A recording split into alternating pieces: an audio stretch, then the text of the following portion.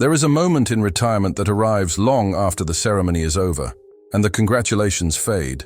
It happens quietly, often in an ordinary room, at an ordinary hour, when a man realizes something he has never admitted out loud. The role he lived inside for decades has ended, and nothing new has taken its place.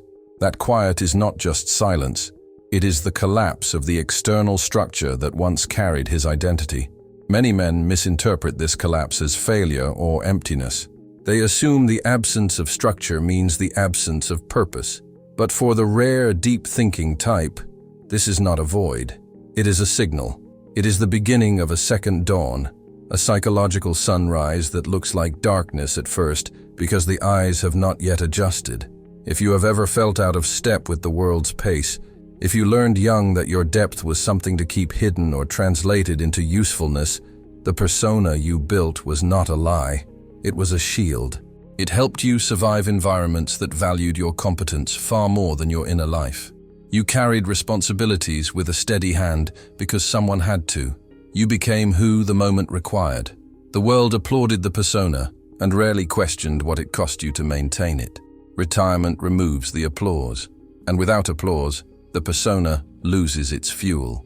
This is where the first destabilizing shift appears. When the outer role dissolves, many men expect relief. Instead, they feel exposed. The wall that once stood between them and their inner world begins to thin. A man hears his real voice again, usually faint and unfamiliar, and it often arrives with a question he cannot answer immediately. If I am not defined by usefulness, who am I now? There is no shame in that question. It is the question the persona was designed to prevent. A lifetime of adaptation compresses the emotional landscape beneath the surface. Even excellence can become a hiding place, a way to stay in motion so the deeper work of becoming oneself can remain in the distance. One of the quiet illusions many men carry is the belief that they can postpone the self indefinitely, that if they continue showing up, continue performing, continue providing, the deeper parts of them will simply wait. But the inner world does not disappear.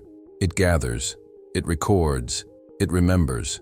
And when the external noise finally stops, the accumulated pressure of what went unspoken begins to rise through the cracks. Some men describe this moment as feeling unsteady, as if a part of them is waking up that they do not fully recognize. Others feel a softness they can't explain, a tenderness they were never allowed to experience when life required constant armor. And some feel anger without a clear target, not because they did something wrong, but because the persona can no longer hold everything it once carried. Here is the sentence many men pause the video for, because it is confronting but accurate. Your life was shaped more by expectations than by essence, and retirement is the first moment those two forces can no longer coexist without tension. That tension is not a problem. It is a doorway. It means the self is returning. Consider the old image of the hermit descending the mountain after years of quiet. He carries insights he uncovered long before anyone asked him to speak.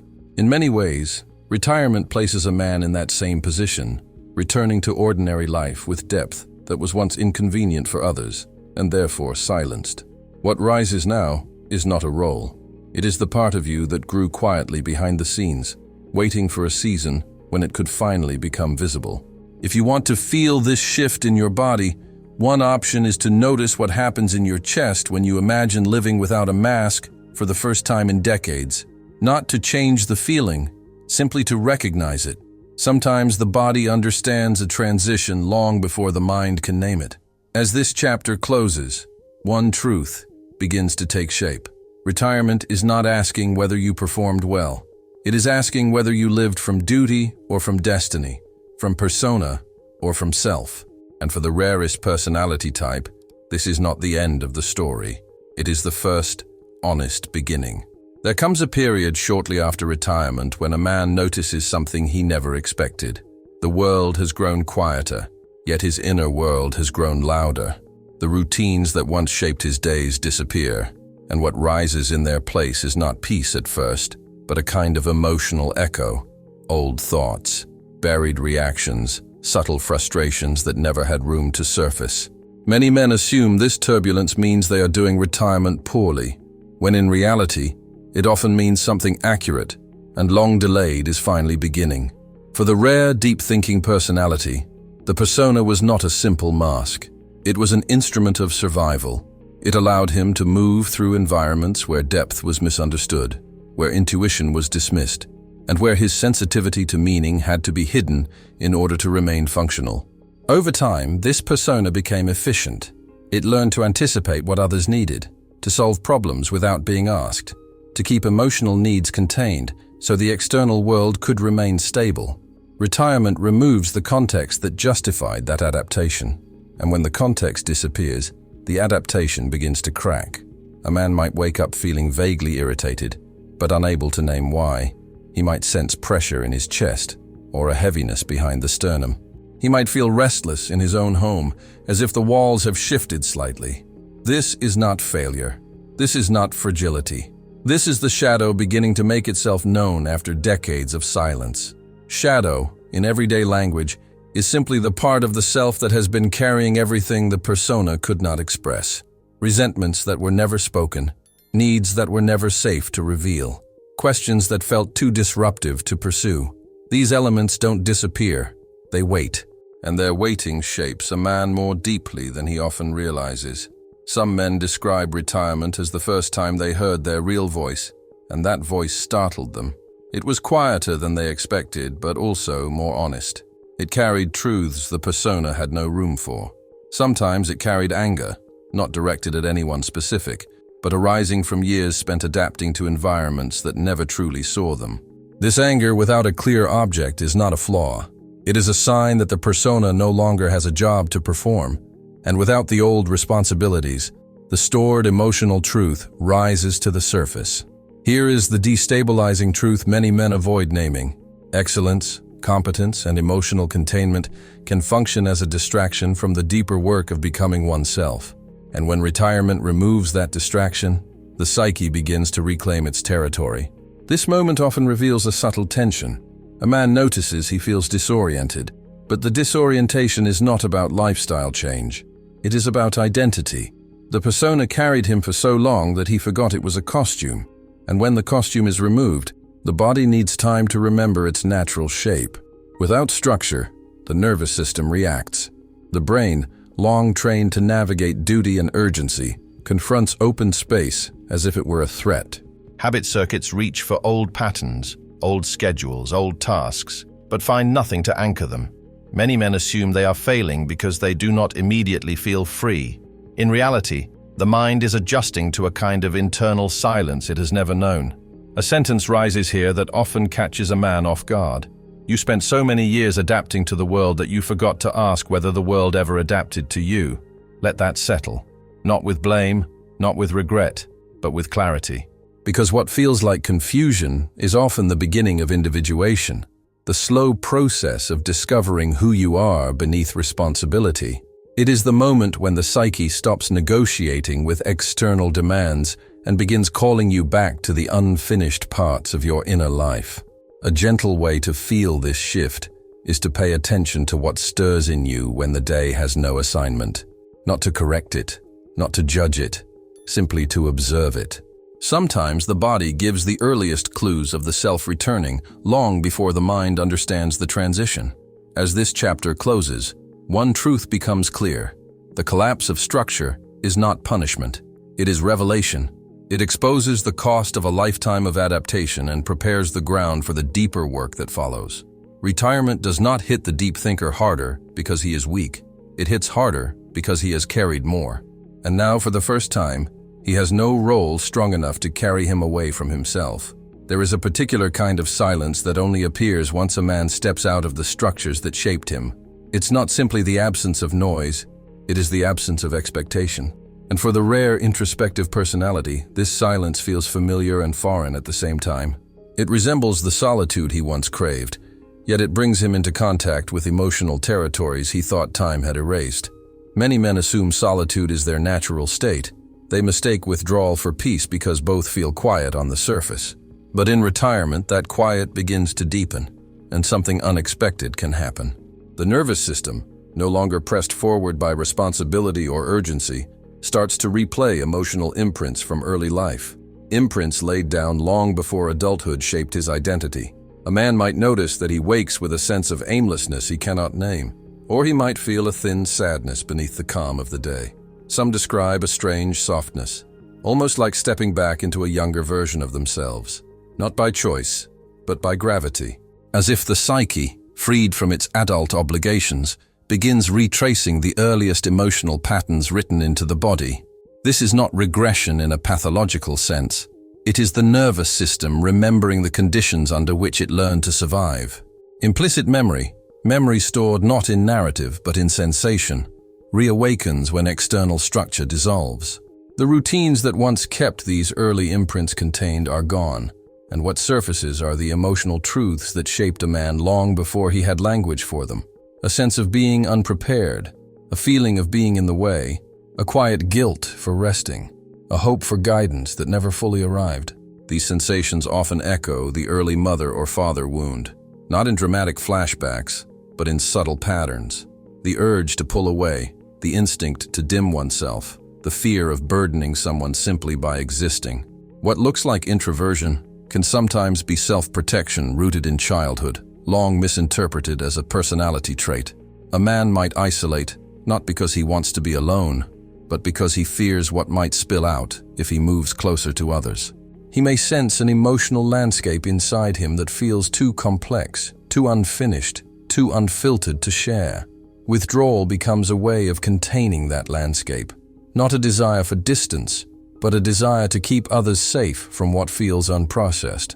There is a quiet truth here that often softens something inside. A man does not retreat because he lacks depth. He retreats because he fears his depth will disrupt the lives of those he loves. Let that land with compassion, not as self-criticism, but as recognition.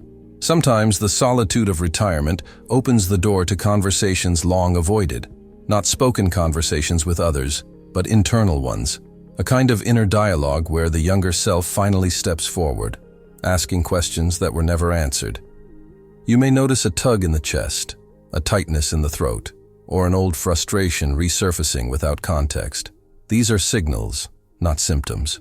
They are reminders of rooms you once closed to keep moving. Imagine standing at the doorway of a familiar room in your childhood home. Inside are the emotional experiences you once walked away from, because life asked you to grow up faster than your heart preferred. Retirement doesn't force you into that room, but it removes the distractions that kept you from noticing the door. A simple way to feel this shift, if you want to sense it rather than analyze it, is to observe what happens in your body when the day becomes quiet, not to modify anything, only to notice which emotions float upward when no role is pulling you outward. Sometimes the body reveals an entire emotional history in a single exhale. As this chapter closes, something becomes clear. The solitude of retirement is not the problem. The problem is the confusion between solitude and withdrawal. One nourishes the self, the other reenacts an old wound. And this distinction matters because the next stage of a man's journey often depends on whether he can recognize the difference between depth and disappearance. There is a moment in the journey when solitude becomes familiar again, and the deeper questions begin to rise. Many men, especially those with intuitive and introspective temperaments, instinctively reach for the tool that has served them their whole lives: the mind. The mind becomes a refuge, a sanctuary of ideas, a landscape where clarity feels possible. And in the early stages of retirement, that refuge feels almost therapeutic. But something subtle begins to unfold beneath the surface. The mind that once helped a man understand the world becomes the very place he goes to avoid understanding himself. This shift is not deliberate. It grows quietly, like a vine wrapping itself around a structure. A man finds comfort in analysis. He revisits old theories, deepens familiar frameworks, expands intellectual horizons with the ease of someone who has always been able to think deeply. He can discuss attachment, trauma, mythology, philosophy, sometimes with more insight than the books he reads. Yet the more articulate he becomes, the further he drifts from his own emotional ground. This is where the first destabilizing realization often appears. Insight is not the same as change. And for a man accustomed to problem solving, this difference can feel disorienting. Many men use intellectual mastery as a form of emotional containment. It feels safer to explain a wound than to feel it. Safer to map a pattern than to inhabit it. Safer to reference Jung's ideas about shadow than to acknowledge one's own unresolved grief. In this way, knowledge becomes a kind of armor. It protects, but it also distances. There is a particular version of this pattern that resembles the Pygmalion myth.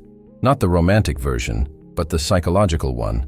A man elevates his intellectual identity so high that he begins sculpting an internal ideal he can never fully reach.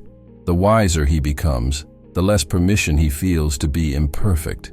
The more insight he gathers, the more pressure he places on himself to transcend the very human experiences he once buried.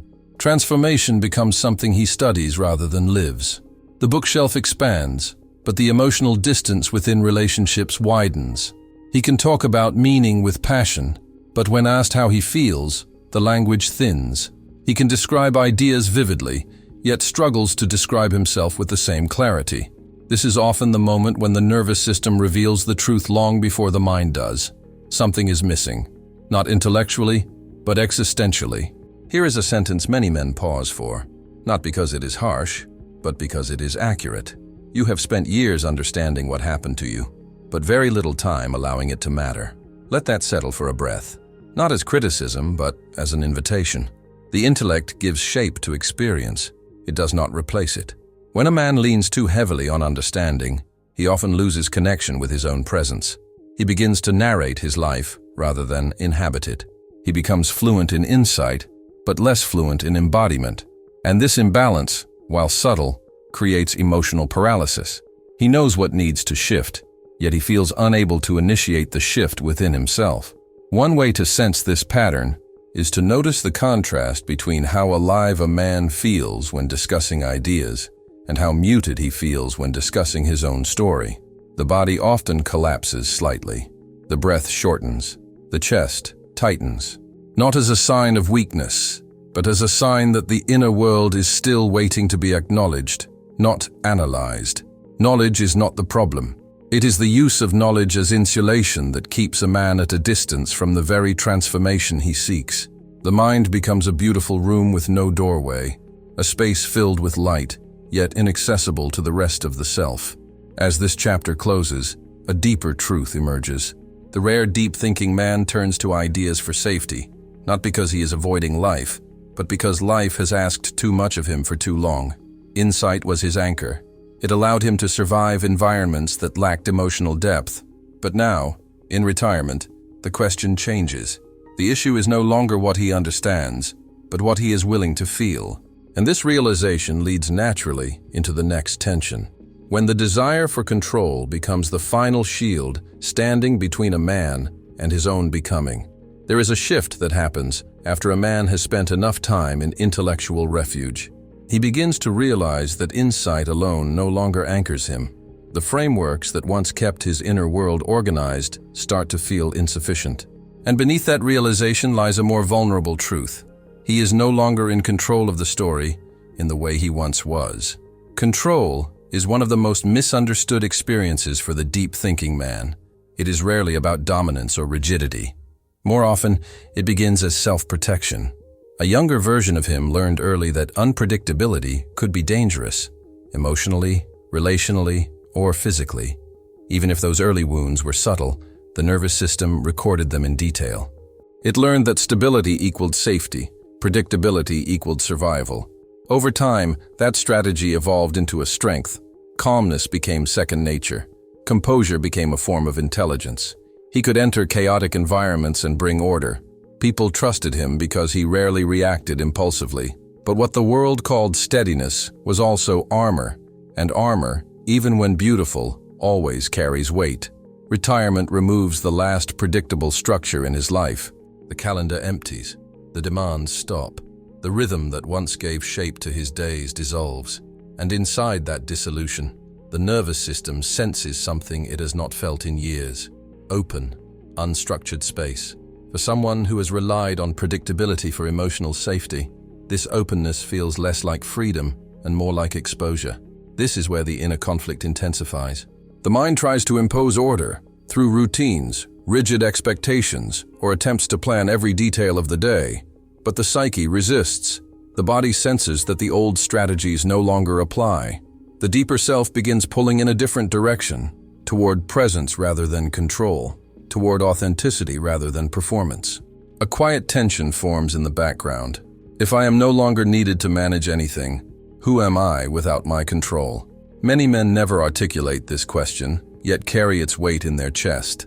It shows up as restlessness, irritability, or a vague sense that something is slipping through their fingers. It is not a fear of aging, nor a fear of irrelevance. It is the fear of meeting themselves without the protective shield of structure. Here is a confronting but accurate sentence, one that often lands with unexpected clarity. Control was never a measure of strength. It was a way to keep your vulnerability from being seen. This recognition is not meant to diminish the man's resilience. It is meant to honor the truth underneath it. His control was earned in difficult environments.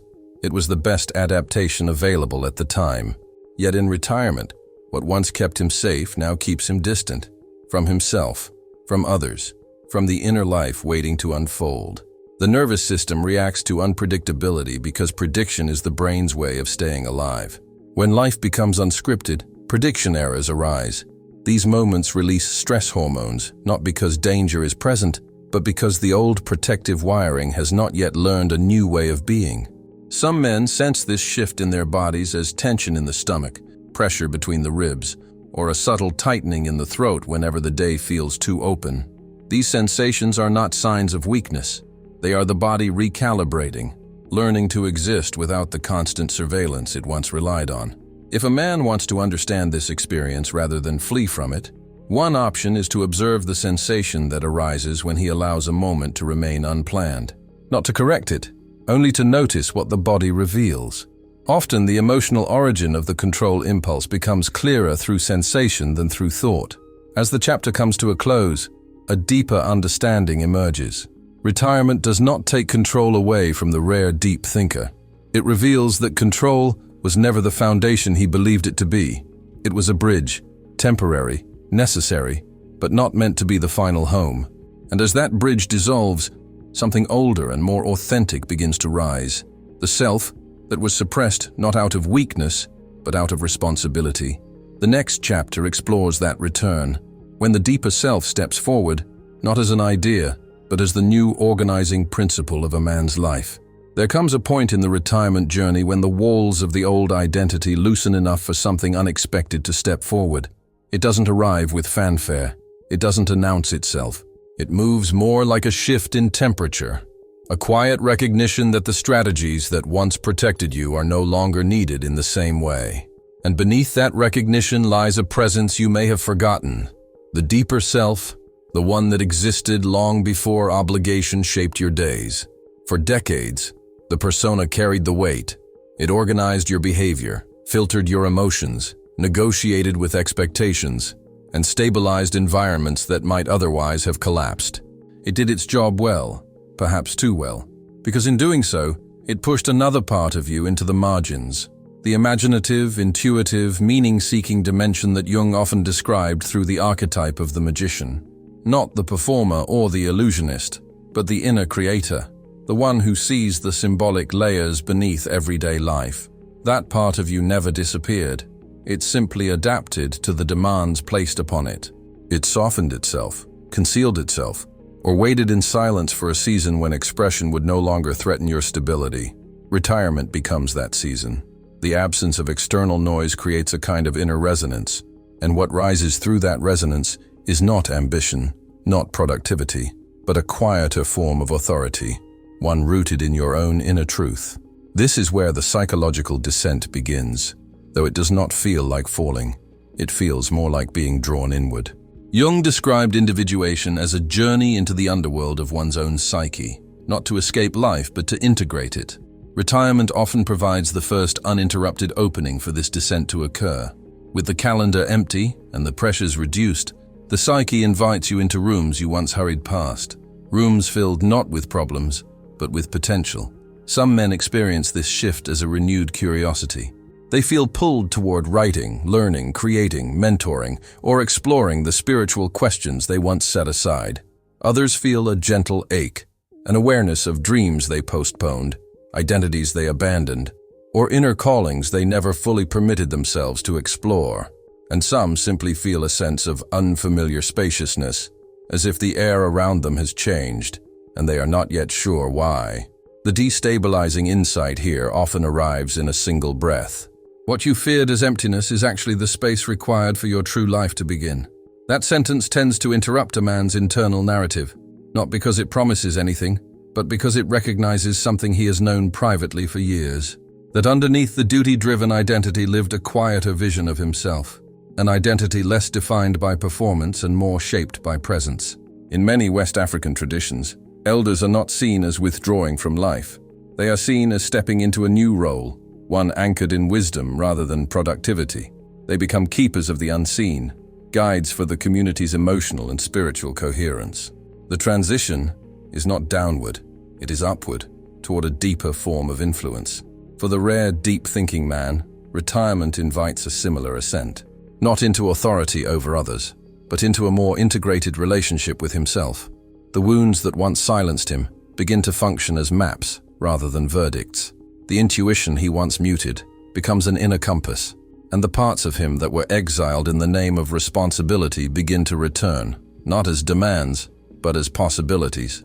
One subtle way to feel this return is to notice what expands in you when you imagine a life organized not around duty, but around alignment. Even if the image is faint, the expansion is real. It reveals that a deeper self has been waiting to step forward, not to replace who you were, but to complete who you are. As this chapter closes, a quiet truth becomes visible.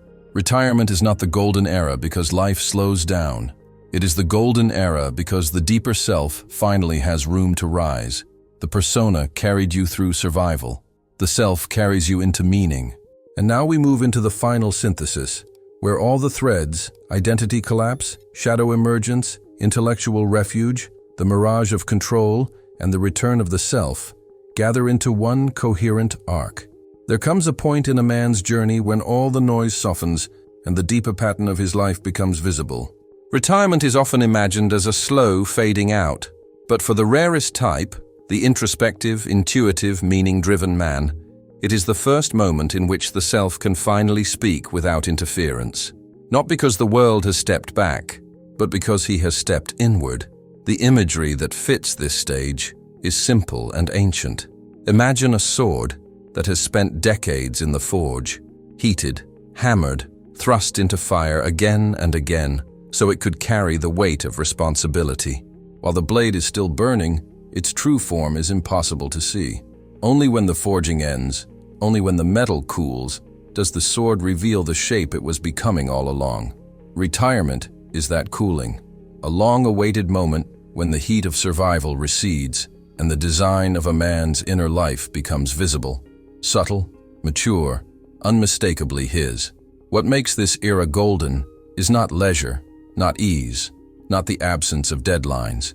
It is the absence of negotiation. The persona no longer dictates your movements.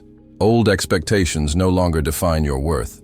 And the wounds you carried, quietly, consistently, no longer get to shape your identity from the shadows.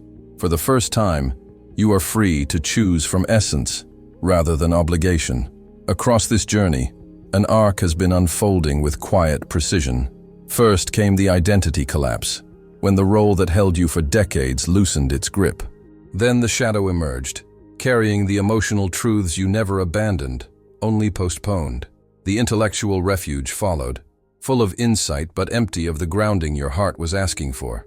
And when the illusion of control dissolved, the deeper self stepped forward, steady, patient, waiting for you to recognize it. Each phase was not an inconvenience but a rite of passage. Together, they formed the architecture of individuation, the slow, courageous shift from being shaped by external demands to being shaped by internal coherence. What makes this period of life extraordinary is that individuation becomes possible not despite the dissolution of structure, but because of it. The space that once frightened you becomes the place where clarity grows. The quiet that once felt empty becomes the soil where meaning takes root. A man at this stage often feels a mixture of grounding and humility. Not the humility of smallness, but the humility of recognition. The realization that the life ahead is no longer prescribed, it is authored. For the rare deep thinker, this is not motivation. It is responsibility in its purest form, the responsibility to live in alignment with the truth he has uncovered. If you want to sense this shift in your body rather than analyze it, one option is to notice what happens internally when you imagine a future shaped not by expectation, but by authenticity. The sensation may be subtle, a softening in the chest, a loosening in the throat, a quiet steadiness in the spine. These are not promises. They are signals from the psyche that the next chapter is ready to be lived rather than performed. As this video comes to a close, one final truth remains. The golden era is not something you enter. It is something that emerges when the self is finally allowed to lead. If something in this journey reflected a part of you, if a sentence, a sensation, or a quiet recognition felt familiar, you're invited to name one signal you noticed. Not for the sake of confession or advice, but because your words may become a mirror for another man standing at the same threshold, unsure whether the quiet he feels is an ending or the beginning he has been waiting for. Whenever you're ready, the rest of your life is listening.